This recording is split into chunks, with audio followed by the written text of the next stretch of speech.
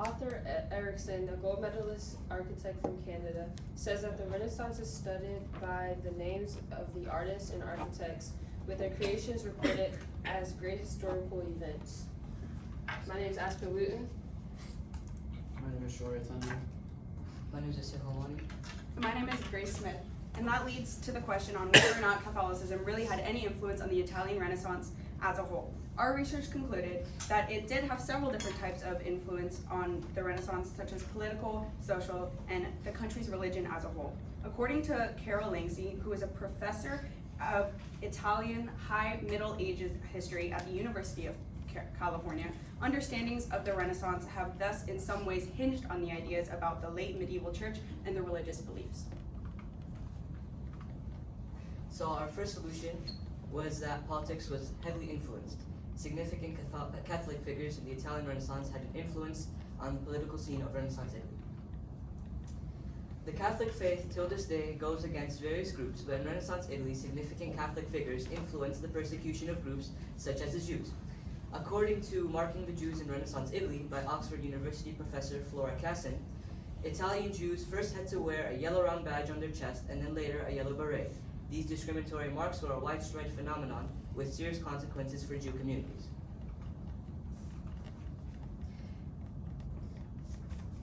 The political scene of Renaissance Italy also vastly affected how propaganda was presented. According to University of South Carolina professor Shea Ferguson, the political landscape of 15th century Italy was a complicated patchwork of constantly warring city-states, with the city of Florence under the dynastic rule of the Medici family. The Medici were a Catholic and wealthy family that used paintings to show how they cared for religious preservation, and in turn that influenced people to vote for them. The Medici family also cemented their influence through architecture. Cosimo de' Medici was responsible for many renovations and creations in architecture. As Shea Ferguson states, Cosimo was intimately aware of how such sponsorships of the city's cultural and artistic institutions would play to his political advantage, allowing the Medici to be immortalized through the architectural scene of Florence. She also states, in turn, the Medici won public support by beautifying the city of Florence.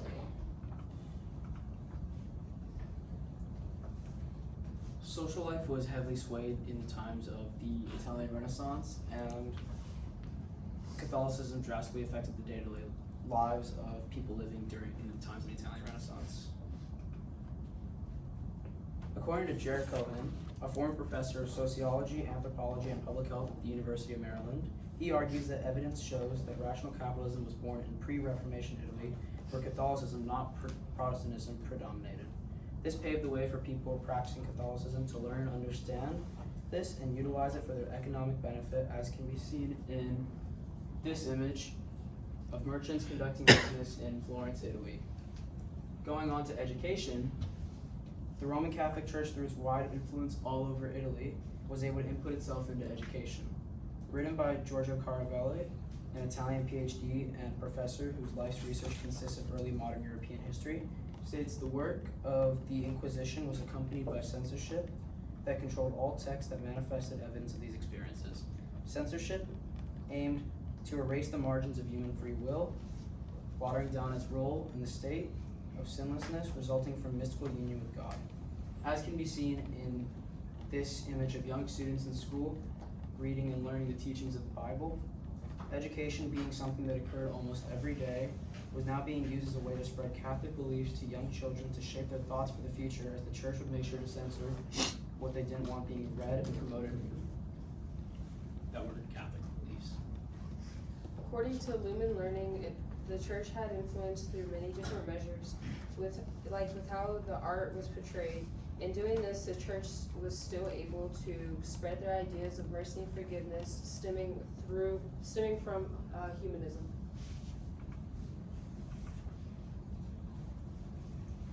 Religion impacted every aspect of the Italian Renaissance through its strong dominance.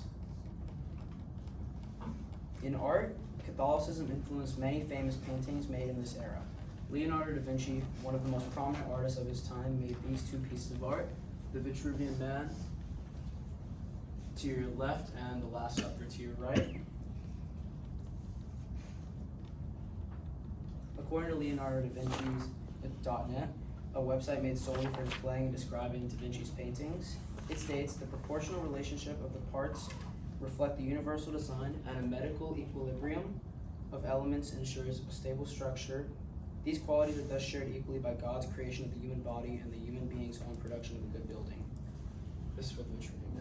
And in addition to that, when speaking about the Last Supper, this website states, the Last Supper is Leonardo's visual interpretation of an event chronicled in all four of the Gospels.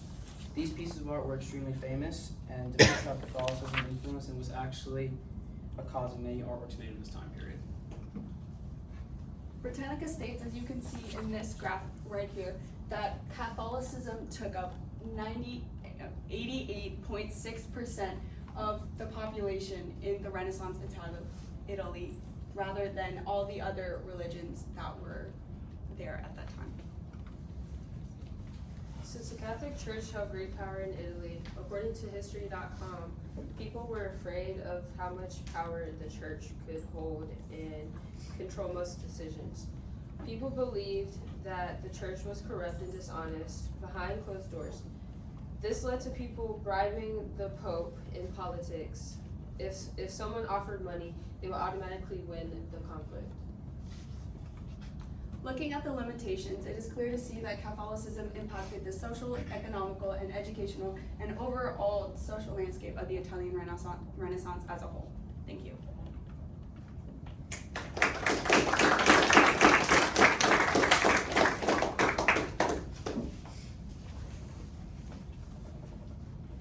Sorry. 2, 3, 4. Sure, we'll start with you. If you had a fifth member of your team, what's a perspective that they could have used that would have helped your presentation? I think a perspective that we could have used to really further this presentation would have been in the education portion of the Italian Renaissance. While it was mildly covered, I feel like there could have been a lot more that went on to describe how people in the Italian Renaissance, how this affected the Italian Renaissance and people that would go on for, I guess, the present day. All right.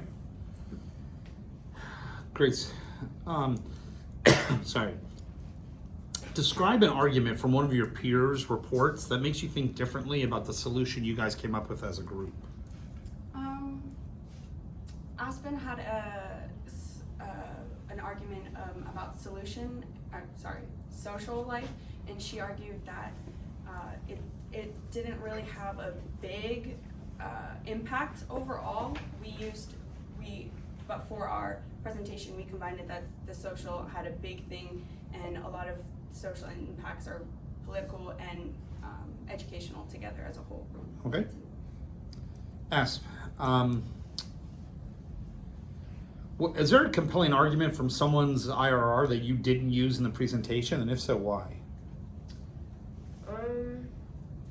I would definitely say with Asil's, when he was talking about homosexuality and how, with the laws and how it didn't affect the laws and everything, because the church did play a big role with, everything would go past the Pope and everything. So I feel like the church did control most of that. Okay, and I'll save the best for last. Reflecting on the work of everyone else in your team, which one gave you the best understanding of the Renaissance? Honestly, I feel like Shoya with religion, because it's all, the influence stemmed from what the religion believed in. So, and as we shown in the slide, that a good majority of life was impacted by religious belief. So I feel like, yeah, Shoya's research. You guys are done.